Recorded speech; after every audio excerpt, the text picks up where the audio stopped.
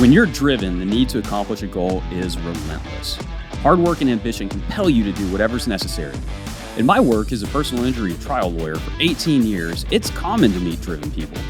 Those with drive can have different personalities, careers, or backgrounds, but they possess one common factor. Despite their passions, driven people want to surround and motivate themselves with other driven people. If you want to learn how to overcome obstacles by learning from others, then tune in here. This is the Driven Crowd Podcast.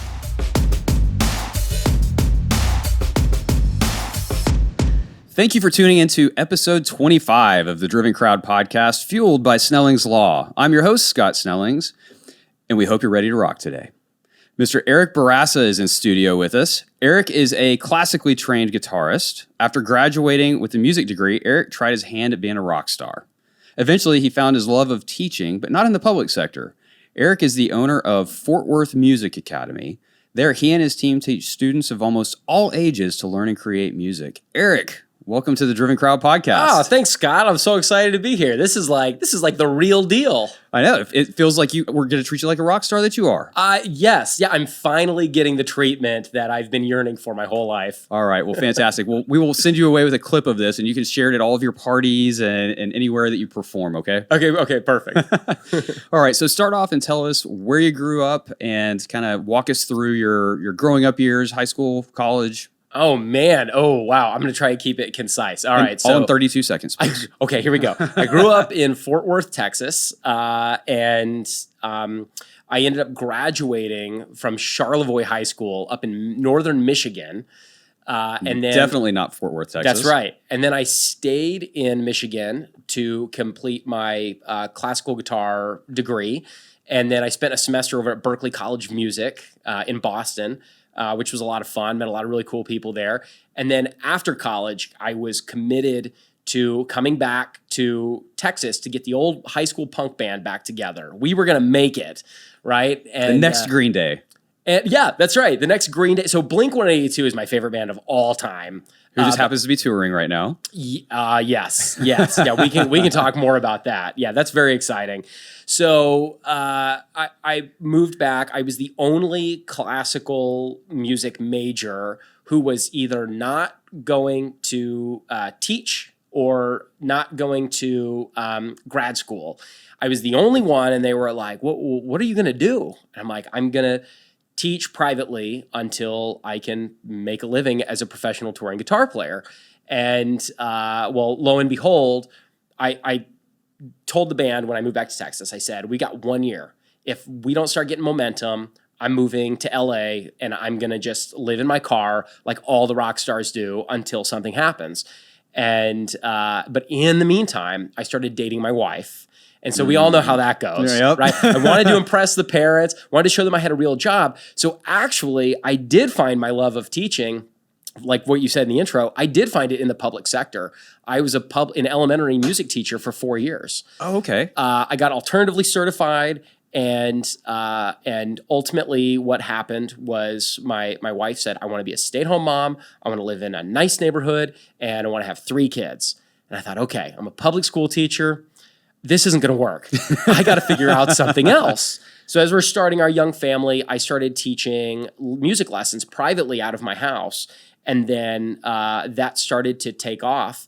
And then I just kind of took a risk, found a business mentor, and quit my teaching job, much to the disappointment of everybody I knew, and started my own business. And so here we are. I've been self-employed for 11 years, and 9 of those years I've had my music school. That's fantastic. Yeah, you absolutely followed the lyrics of Summer of '69, right? All right, so love of guitar. Where did you first pick up a guitar? How were you first exposed to a guitar? Okay, so I was 13, and I was at my friend Travis Arrington's house, and I wanted to be a comic book artist. That's what I wanted to be. And but he had a guitar at his house, and I was like, dude, I think my dad has a guitar somewhere at home. Will you show me how to play something? And I'm telling you, it was instant. Instantly, I said, this is it. This is what I want to do. And I set the goal right then and there. I said, I'm going to become the fastest guitar player alive. Now, it was a few years later that I discovered like Yngwie Malmsteen and Joe Satriani and Steve Vai, and I gave up on that dream. Right. But I still said, I want to make a living with a guitar in my hands. And so while today it doesn't look like exactly what I envisioned, I have a job now where I basically get to go to my office. I was at my office at 6 a.m. this morning playing guitar. And I get to do that all the time. And when we have students at the music school, I can walk around with a guitar on. I can play guitar all the time, and nobody gives me a hard time about it. It's pretty much living the dream. That is fantastic. All right. So what was it about picking up the guitar? Was it the sound when you hit that first G chord or whatever? Or was it just the fact that you were actually able to make music? I don't know. It's so funny. I really don't know. But I've told parents, like when they sign their kids up for lessons, I'm like, look, your kid's going to be bad for a long time. But I think what separates someone who ultimately becomes successful at a musical instrument versus not is whether they get this like rush, this joy when you hit a note. You either feel it or you don't. Mm-hmm. And all I can say is that that spark was there when I first played, and I was like, oh my gosh, I became addicted to that process. Even when I was bad, I was enjoying the process. And so how long was it? Well, I guess, what age were you? I was 13. 13, okay. So how long did it take you as a 13-year-old to start being able to, put some chords together and then be able to start playing songs and be like, oh, I know what that is? I would say it was at least 2 years. Okay. Because I distinctly remember like a year in or so trying to play a song for my mom. I was like, Mom, can you tell what song that is? And she was like, no. I'm like, how do you not know what song? Well, it's because I wasn't very good. Right. But to me, I could hear it. I could hear what I was playing. So I would say, and I've that's been kind of my experience with most of our students at Fort Worth Music Academy is that it takes about 2 years before they really start to like feel competent. And then I would say it's really closer to like the 5-year mark when you're like, oh, okay, now I'm really good. That's a long time. Yeah. That is really long time. But think about it. I mean, think about it for you. Mm-hmm. You've been practicing law for how many years? A lot. I think we're at 19 right now. Okay, so at the 2-year mark, how did you feel as a lawyer? Oh, I knew everything. I knew everything. And then at year 3, 4, I realized, wow, I don't know anything. That was going to be my follow-up question. What happened by year 5? Right. Yeah, exactly. That whole process of, the more you learn, I forget what that like diagram is. But yeah, you start feeling really good about yourself those first couple of years and everyone's impressed. And then, you start to realize just how much there is and how much you don't know. All right. So you pick up the guitar and you find this passion, right? You go away from the very traditional profession of being a comic book artist, right? The dream of that. Yeah, right. And you move into wanting to become a guitarist. What does your training look like? Are you self-taught? Do you find a tutor, or what does that look like? Yeah, well, I think what's funny about being self-taught, I think there's a bit of a misnomer there because really nobody is self-taught. Sure. Everybody's learning from somebody, whether you were back in my day learning from DVDs before the internet and from books and from friends, everybody learns from something. Nobody just sits alone in a bedroom with a guitar for years on end and just figures it out. Yeah. You know what I mean? So I don't actually believe anyone is self-taught, but I did seek out lessons very early on, and it was a terrible experience. So my parents were nice enough to support me on my journey, and we went to this little mom and shop place right down the street from our house and took lessons for about 2 months. And I remember coming into the guy and saying like, hey, here's a song I really want to learn. I'm really excited about this. And then I remember him saying, well, here's a sheet with a bunch of jazz chords I want you to learn. Dude, I don't care about jazz chords. I like Guns N' Roses, man. Yeah, that's right. That's right. So he would like kind of help me with that stuff. But after 2 months, he ended up moving. And then my parents were like, well, do you want to switch to a different teacher? I was like, no, not really, because I just didn't have a great experience with this guy. He was not meeting me where I was at. And so I always remember that experience when I think about the experience that I don't want to provide for our students at the music school. Wow. Okay. All right, so you graduate high school. By the time you graduate high school, where are you in terms of your ability on guitar? So like I'm okay. You know, I'd been playing for 5 years at that point. I'm a kind of a competent guitar player. I'm probably more confident than I should be. Right. And I started applying for music school. My parents want me to go into business. They're like, Eric, don't go into music, go into business. And I'm like, dude, that's so boring. And I had to pay for college myself, most of it, not all of it. They helped me some, but I was taking out the bulk of the loans. And I'm like, if I'm paying for it, I may as well study something I like. And they said, well, at least do music education. And I was like, no, I'm doing music performance. And I couldn't even read music at this point, mind you. No. I had no experience. I wasn't in band. I wasn't in orchestra. So I somehow, by the skin of my teeth, get into music school. And on day one, I find out just how far behind I am with everybody. So that first semester, so let me interrupt you here because this blows my mind. You want to be a guitarist. You take zero music in school. You don't even know how to read sheet music. Right. What was the thought process there? It was sink or swim. Okay. It was just like, I just knew what I wanted to do. And well, really for me in high school, I knew I needed to move to LA. That was the thing. But I knew my parents weren't going to accept that I had to go to school. So I'm like, okay, if I have to go to school, I better study music. So that's what I did. And that first semester was very hard. But by the end of that first semester, I was really on a level playing field with everybody else. And I could it was still hard work, but I enjoyed it so much. I didn't mind doing the hard work. So I don't think I've ever known anyone that's gone to music school. What does that entail? I mean, obviously I'm sure you're playing the guitar, but yeah, music theory or ear training, music theory. We had a great class called Eurythmics, which is basically Isn't that a band? Right, yeah, it is. It is. But it means something. I don't know what it means, but I can tell you what the class was.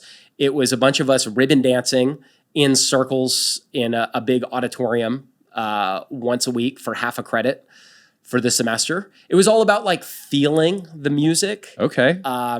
Yeah, it was interesting. I had to take conducting. I had to do jazz combos. My classical guitar lessons were part of that. I had to take 2 years of keyboard. And the cool thing about music is, you know, most majors, what was your undergrad degree in? Psychology. So I imagine like you had to take a lot of like general courses first, correct? Yeah, both outside, obviously, we had to have foundational basics. You had to have your math, your English, your history, all that stuff. But then within psychology, yeah, there was your basic psychology 101 and then a neuroscience class. And then you could kind of start getting into some other electives. You had to take statistics. But yeah. But then like you had like just your regular like math and English and stuff like that. So a music major, at least the school I was at, there's not very much room for any of that. So almost everything is music. So I want to say I had probably 6 regular classes in my 4 years, and everything else was music. And also with music, there's more credits required, or maybe not more credits required, but like I was taking typically 7 or 8 classes a semester instead of 4. Because a lot of them were half credit classes. So it was very time intensive, but it ended up being worth the same as like, right. But I got to be around music all day long. We had a music library where we could check out Mac laptops, which I had never had exposure to. And so I recorded my whole first album just through the air on that laptop in a practice room while everybody else was practicing their classical music. So what I would do is I would do like an hour of classical guitar practice, and then I would put that away. I'd pull out the electric guitar, and I'd do another hour of like shred and rock and roll at a classical music university, you know? Right. So I'm sure you weren't the only one though, right? In terms of music majors, I was the only one. But there were like jazz guitar players. I was the only classical guitar major while I was there. It was a very small school. And then there were like 2 or 3 other like rock guitar players I found on campus. Of a campus of about 3,000 people. There was people were not into a lot of contemporary Christian guitarists and jazz, but not much classical and not much rock and roll. Interesting. All right.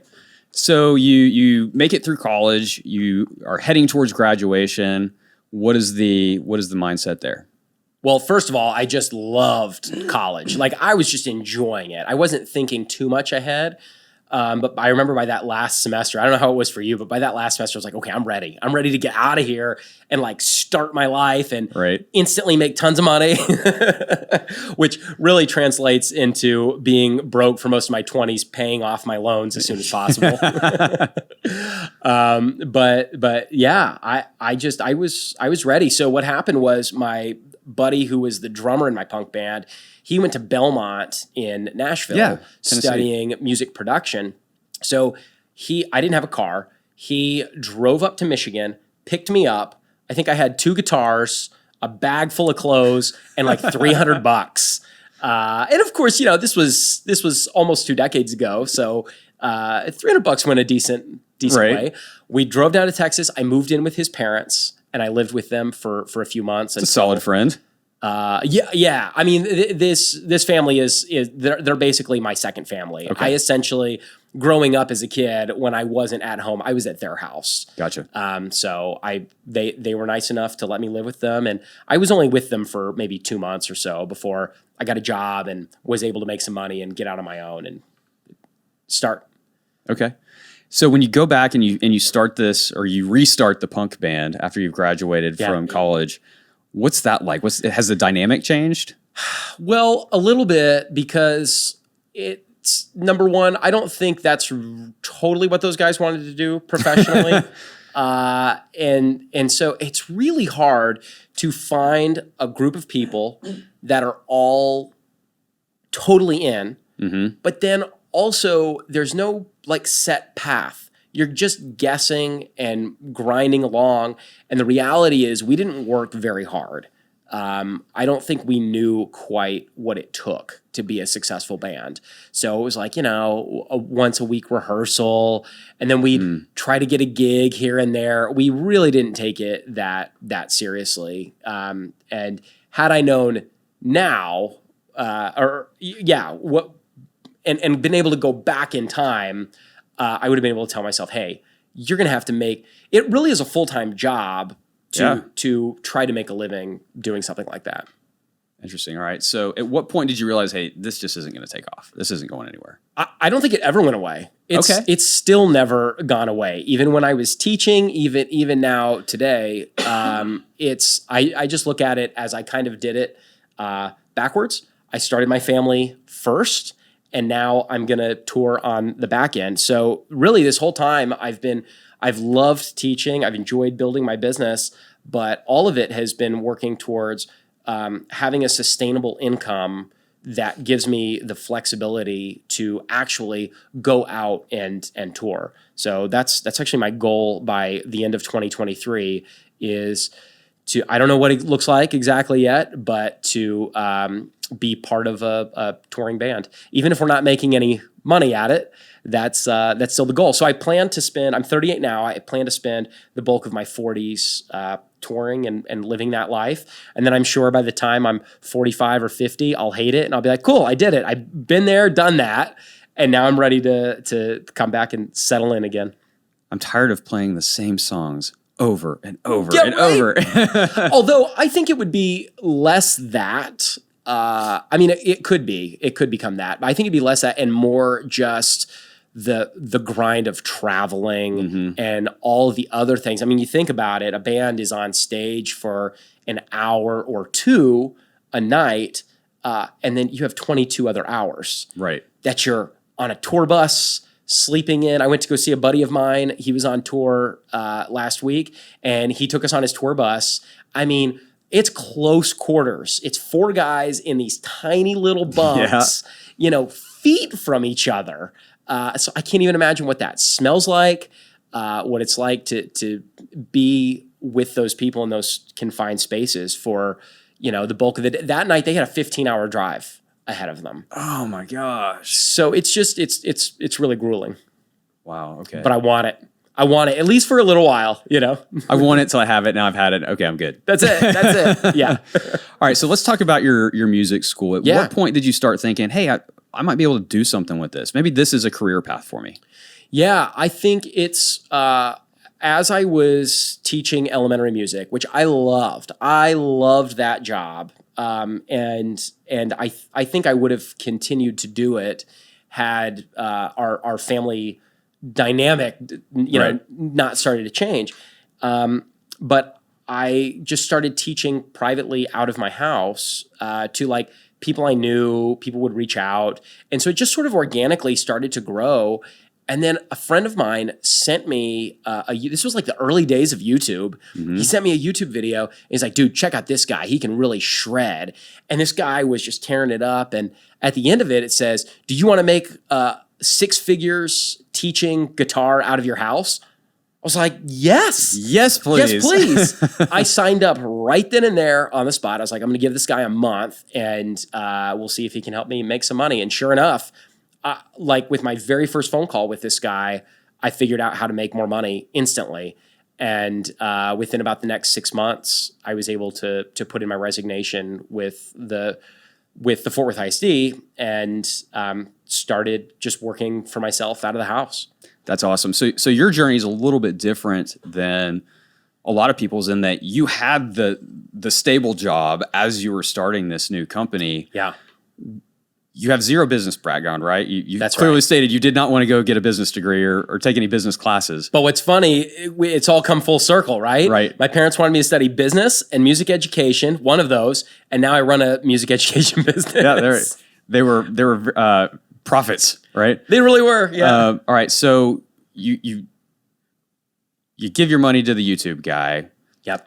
You don't have any business background. What does he teach you? Like, what's the top 3 bullet points that he gave you to make big progress? Yeah, that's good. Well, the first one that he taught me, he really just gave me a lot of the business basics. But the very first lesson he gave me was to stop doing makeup lessons. So, like, if somebody canceled, I wouldn't charge them extra. I would let them come back another time.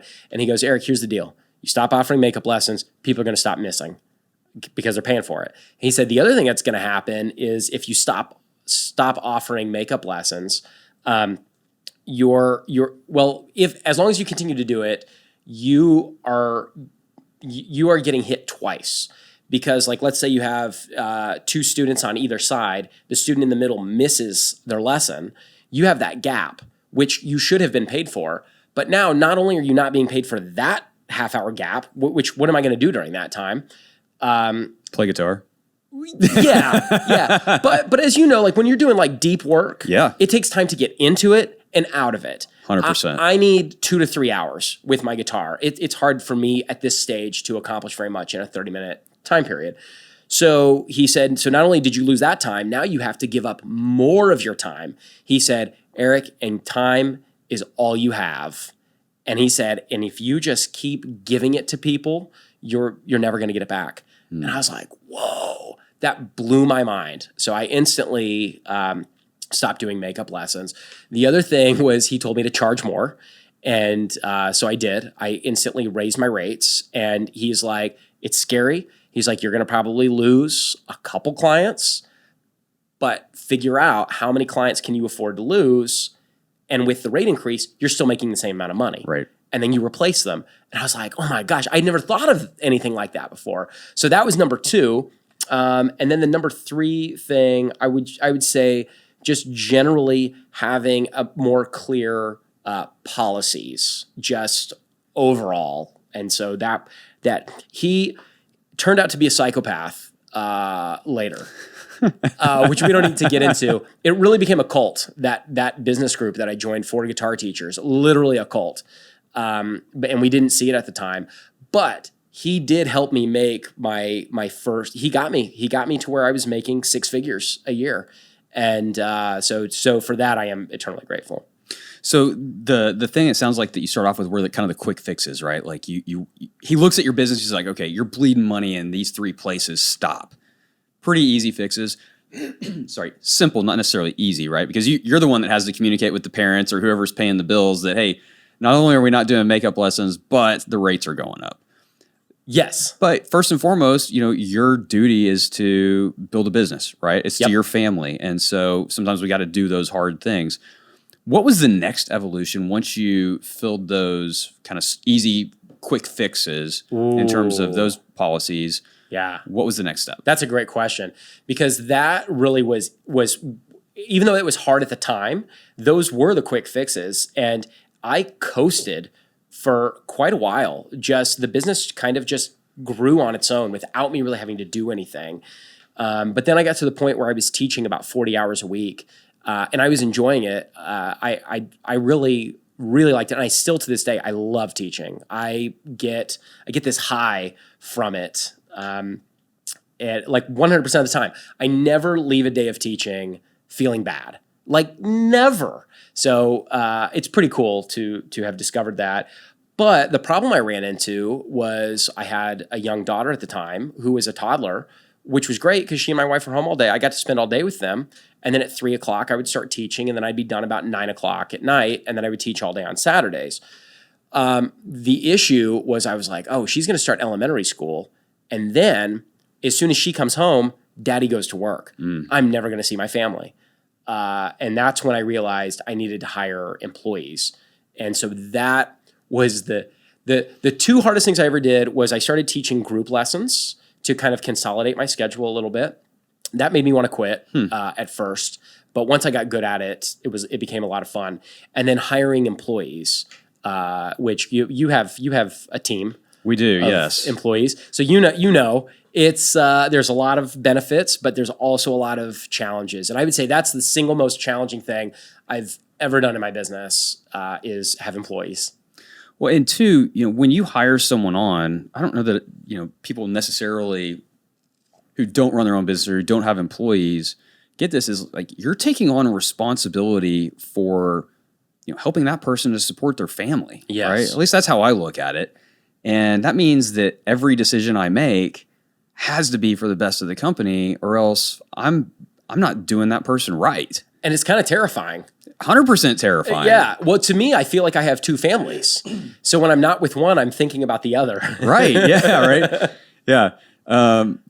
So you make the decision. Let me ask you this. At what point, or have you kind of sat down and said, what is this thing going to look like in 10, 20 years? Yes, I have. Well, what's funny is I remember starting out and thinking I could do this for the rest of my life. But I listened to some older, wise counselors who shared with me that they're like, Eric, what you want is options. You don't want to be stuck, in 20 years and 30 years. They're like, when you're 60, you might not want to be teaching private lessons on a Saturday afternoon. I'm like, oh, that's a good point. And one of the things I realized that's just never going to go away is the management of my team. My team is fantastic. I love them to death. But just there's always something. There's always something that comes up. It's just the natural course of working with people. And so I think kind of the tension and that little subtle anxiety of never being able to turn it off, that's never going to go away. So there are some possibilities for doing something different down the road for sure. Okay. And for you too, I mean, maybe this is just the personal injury attorney in me. You could get your hand caught in a blender, right? You could get in a car crash, and there's a really fantastic guitarist who we thought would never play again that we helped out. Thankfully, he is. He's back on tour now. But Wow. Yeah, but if that happens and you don't have a team, you don't have a system built out to run the business, you're done. Right. And that is your career. Yep. And so as you kind of think through those things, as you grow, how are you looking at it, right? Are you looking like we want to go into multiple different areas, or we just want to scale this one, or we want to create a secondary business based off of our guitar lessons? Oh, that's a great question. Yeah. So so on a separate thing, like I do want to offer an online course. And I've tested the waters a little bit with that. And then I've got my YouTube channel as well, which I'll continue to work on and grow. I use the word loosely, passive income, because it's a lot of work and it never ends. Nothing really passive about it. Yeah, I don't know. People with passive incomes are the hardest working people I know. Exactly. But so there's that side of it. But I thought initially I wanted to have multiple locations. And what happened was we actually did open a second location out in Aledo, Texas. Mm-hmm. So we had the Aledo Guitar Academy for a couple of years, and I loved it, and it was great. But what happened was my business mentor at the time had told me, he said, if your one school doesn't have good systems, then all you're doing is adding to your nightmare. And that's kind of amen. That's kind of what happened. It just became too much, and so we loved all the families out in Aledo. They were fantastic. But then I just offered them a discount. I said, "Hey, we're going to shut down that location if you're willing to drive to Fort Worth." And enough of them did that we didn't end up losing any money off closing it. And I'm like, "Oh my gosh, we've simplified, and now we can continue to just build, and I can be present here all the time," because that's one thing I've learned is just how important the presence of the owner really is. Mm-hmm. With like a local business, I don't think there really is any such thing as a business running without you. You have to have your hands on it. You can't disappear for too long, or it can kind of fall apart. Because no one's going to ultimately care as much as the owner. My team cares; they all care about the business, but it's not quite the same as I'm sure you can relate. So I think our goal is to keep it small, and I have a maximum number of students in mind. I want to say we're going to get to this point. Our goal is not to become the biggest. I just want it to be a really tight-knit community of people where the teachers know each other's students. I know the students. It doesn't feel like this cold clinical place. So yeah, I don't want to get too big with it. Awesome. You mentioned a very important word earlier, and that's systems. Yes. And so I know whenever we started the first firm, I didn't think about systems whatsoever. I never had systems at the firm that I started at. And so whenever we started our own firm, systems didn't really come into mind. And so starting Snelling's Law, I was like, okay, systems are very important. I've figured this out. And how do we create the systems that we need in order to function efficiently and then allow the people to really use their brains on the stuff that you really don't systematize and that you need the brains for? And so when did that lesson become very apparent to you that, hey, systems are actually a really good thing to have? Yeah, well, fortunately, my first business mentor was really good about instilling that into us. Maybe that was the third big thing that he gave me was systems. Is this the cult guy? This was the cult guy. Okay. Yeah, right. yeah. Thank you, cult guy. All I've done is praise him at this point, but believe me, there's so much more to this. But yeah, no, he taught me all about systems, and the issue was our systems became very convoluted, and it was like I had like a 45-page handbook for teachers, and now I've whittled it down to like 9. Right. So simplicity. It's if you don't have the right people, it doesn't matter how good your systems are. And so I've realized we need to keep our systems simple. We need to keep the business simple. That's like my primary goal in life now is simplicity. And by having simple systems, but bringing in good people, when there is not a system for something, the system is, I say, make a decision, tell me about it afterwards, and then we'll talk about whether that was the right choice or not. You won't be in trouble no matter what your decision is. I just need you to make a choice. The only time you'll be in trouble is if you're in a position where you have to make a decision and you come to me. I was like, don't come to me. I want you to decide, and then we can build a system out of it. That's all. I love that management style too. Talk about trusting your employees, right? Because there's a lot of decisions that they can make that could really be bad. Yeah. But if you have the right people in the right seats, then you should trust them to make those decisions because they're probably going to make the right ones most of the time. Yeah. What's the quote? Trust but verify. Yeah. Reagan. Yes. Yeah. Awesome. Okay. So what would you say starting your entrepreneurial journey that you've probably progressed the most in? Oh, I would say, man, that's a good question. Probably learning to stay calm when it feels like everything's on fire. I kind of have a short fuse. People don't believe this about me. Wait, you were an elementary school teacher. You had a short fuse? Dude, you should have seen the first 2 years. It was bad. I was like, maybe I'm not cut out for this. And it took me until about my third year to learn how to really manage a classroom and learn to stay calm with the kiddos. But then it was a whole different learning process with my business when something would go wrong. I remember being at a business conference once, and I got a call from one of my team members, and I was so mad. I threw my phone clear across the room, hit the wall, busted it, and my business mentor came down. This was the crazy one. I've had several business mentors, but this was still the crazy one. But he was not crazy at this time. He sat me down and he said, Eric, some business lessons you just have to learn by experiencing them, and there's no other way. And I've realized that when disasters, or what I think are disasters, happen, most of the time they're not. They're not that big of a deal. And even if they are, there's a learning opportunity for it. So I like it when I get to experience something new that has not come up before. I get frustrated if I see the same problem over and over again, which of course goes back to systems. So I love talking about adversity and how people deal with it, because when that problem happens, right? I was the same way, man. I would have a short temper. I may not throw something across the room, but if you're sitting across from me, you could tell I was fuming, right? And everything is the end of the world, especially when you're a brand new business and you're just trying to grow or at least keep your head above water at that point, right? Yeah.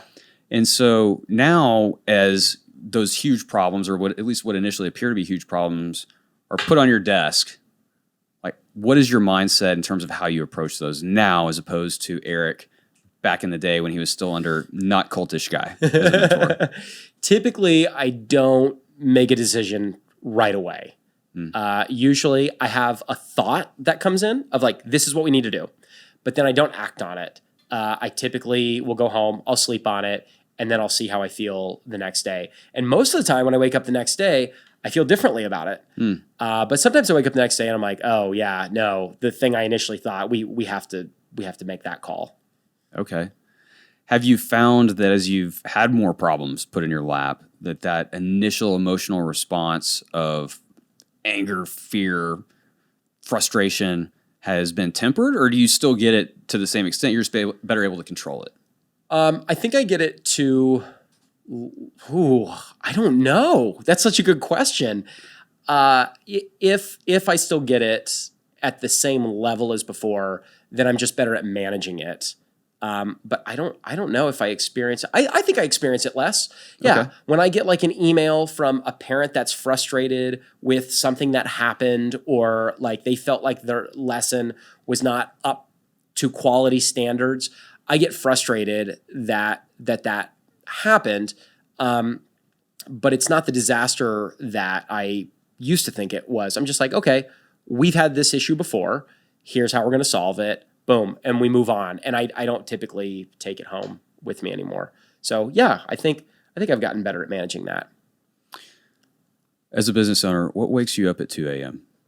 Assuming you're asleep at 2 a.m. I don't know. You're a musician. You guys are kind of weird in terms of your sleep patterns. No, I'm a weird musician because I go to bed between like 9 and 10.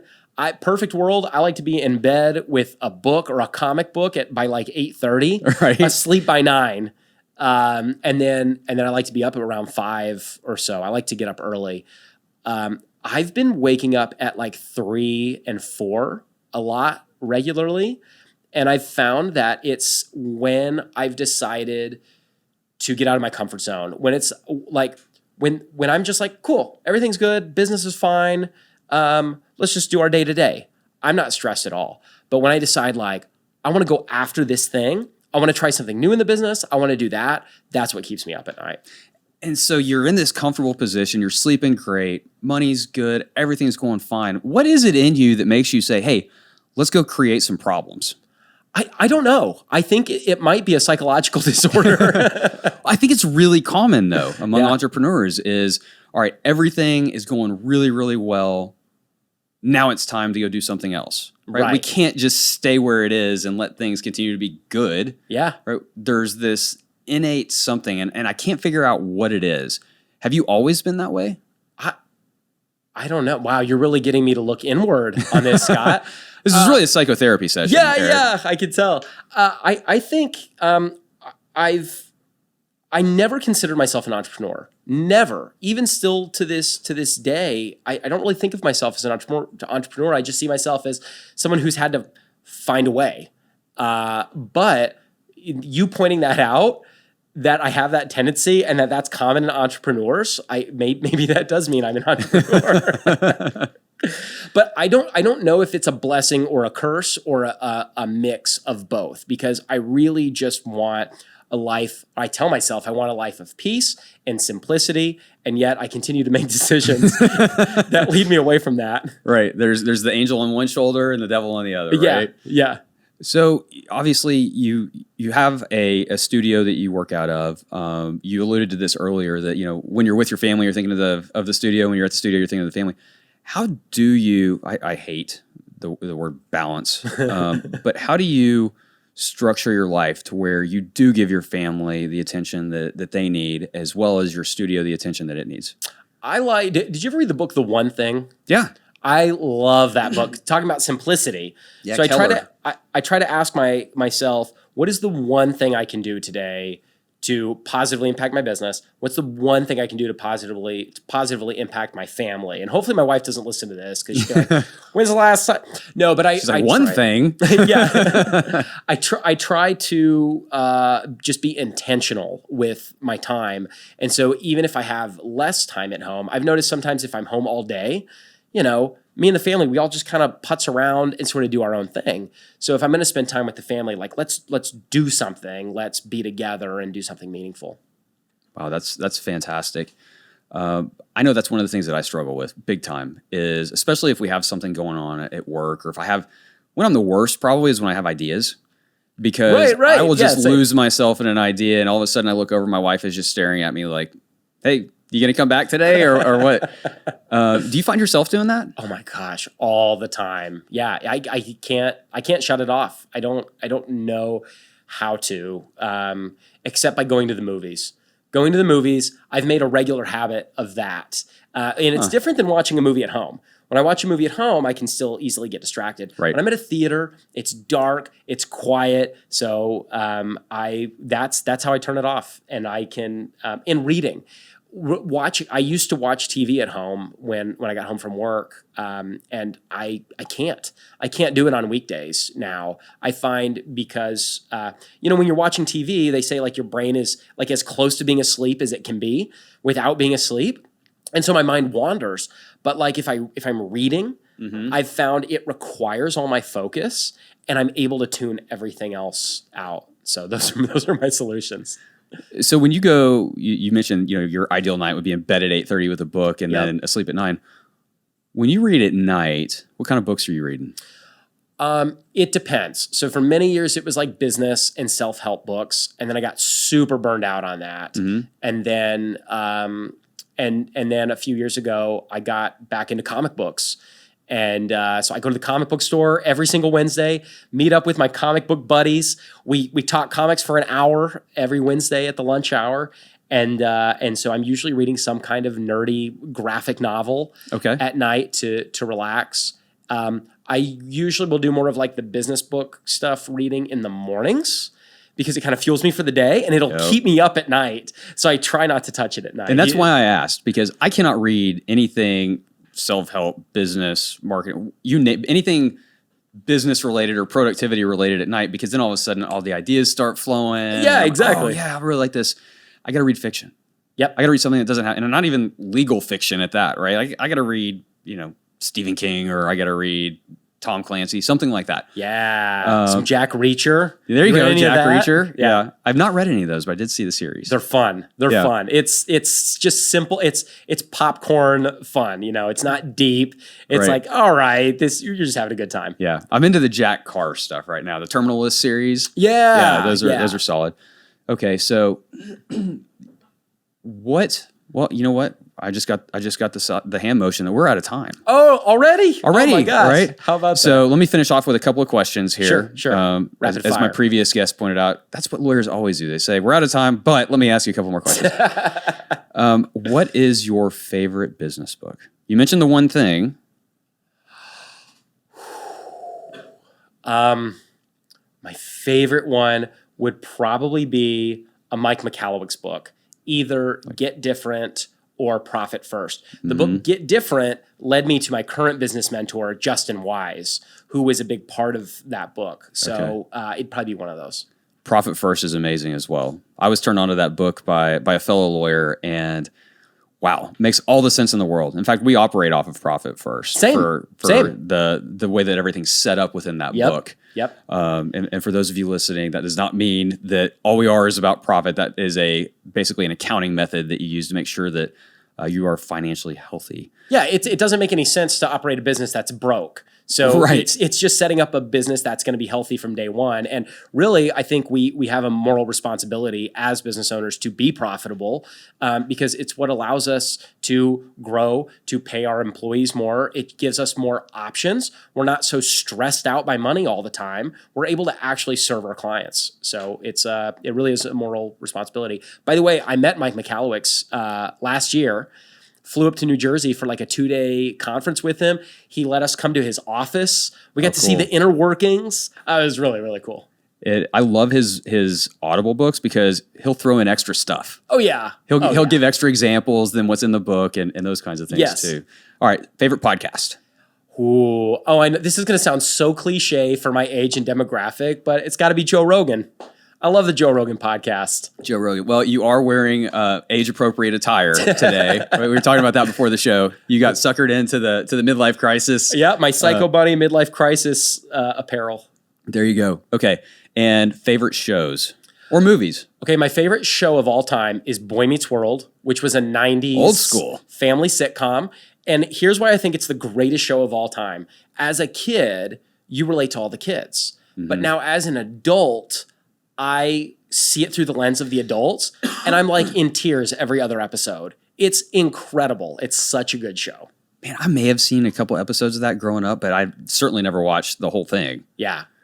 If you ever get a chance to just watch an episode on Disney Plus, just pick a random episode somewhere in the middle of one of the seasons, you'll be like, whoa, it's pretty good.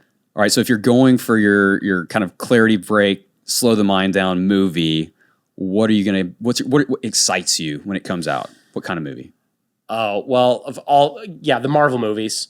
I mean, not all of them as of late. You're a cartoon guy. But yeah. Love cartoons and comics. And so I always get excited about those. And now, in recent years, A24. Are you familiar with A24 movies? No. They're like the weird, small budget indie films. I think Everything Everywhere All at Once was A24. Yeah, well, that did pretty well. It did pretty well, yeah. But all of their movies are kind of like that, a little out there, a little horrific, a little bit. I got into my son got me into horror movies in the last couple of years. Our 16-year-old is into the same thing. Yeah. And so, awesome. All right, well, Eric, thank you so much for being a guest on The Driven Crowd today. And thank you all for listening and tuning in. We will see you next time. And as always, thank you to the Aussie Grind. If you are in Frisco, stop by. They also have a new store opening in Farmers Branch before too much longer. So check them out if you're out there.